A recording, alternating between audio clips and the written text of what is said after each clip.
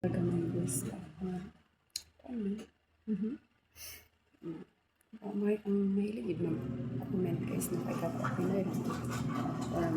Andyan na yung parang negative comment or basher. Choice. Pero hindi mo maapektuhan kasi normal lang siya yung public. Pero ano ba? Iparis mo ay kay Kapwa Pinoy lang yung English.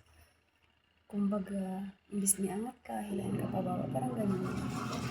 Alam mo yun, siya, sa man yun, nagpang-post, nagpang-akit ng lalaki, di ba? Bukot mo ka nga, ako man yung Facebook, alam mo na, ikaw i-post, di ba? Sige daw, be, ako ang Facebook, tinanong ako i-post. Sagot ka. Hindi ba ko yung kasuhan? Dito guys, malipay na lang ka, wala na lang kaduol na ra, o wala kayo i-comment sa ako, o pwede mo i-scroll akong video, akong picture, ay nangatawa. Kaya lang ka, cheers. Ito, God bless sa inyo. Salamat sa inyong comment. Tapos, siguraduhin mo din na bago ka mang-right, siguraduhin mo din yung sarili mo na malinis ka. Malinis yung paligid mo, bago mo linisan yung iba. Kasi ako, Diyos ko.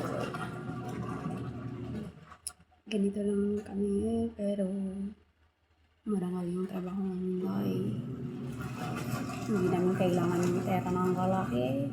Marunong kami maghanap buhay na pinapawisan namin sa sarili namin ay kung sabihin naman na thankful na din kasi may nanonood, may humahanga, diba? At least may solid followers pa rin tayo kahit papaano. Kaya ikaw, kung hindi ka masaya sa buhay mo, bahala ka. Ito guys.